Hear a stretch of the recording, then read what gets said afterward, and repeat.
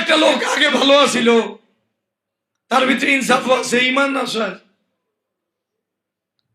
এখন এই লোকটা বিবাহ করার কারণে, এই অপরাধের কারণে কোর্টে মামলা দায়ের করা। ওই লোকটা ভালো ইমানদার, ওই আরেকটা বিবাহ করছে, ওর নামে এই বিবাহের অপরাধে মামলা দেওয়া হয়েছে। মামলা দেওয়া হয় কিসের কারণে? কথা বলে। বিবি তার বিরুদ্ধে অ্যাকশনে গেছে, শ্বশুর শাশুড়ি অ্যাকশনে গেছে। এরা জানোয়ার, 100% জানোয়ার। এরা এই সাহাবাদের কেউ কাট করে দাঁড় করে। উদাহরণস্বরূপ, যদি কোনো সাহাবারে বিবাহ দিছে, ওই বেটা আরেকটা বিবাহ করছে মনে করেন, তাহলে এই জানোয়ার গুলানি সাহাবাদের বিরুদ্ধে মামলা করতো, এই আমাদের এই কোর্টে মামলা করত।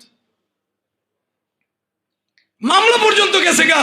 এ ছেলে ভালো, কহ ভালো, বোর সাথে ভালো ব্যবহার করে, কহ ভালো, সব ভালো, কিন্তু অপরাধ কি? মামলা করলে অপরাধ হইলেও আরেকটা বিয়ে করছে।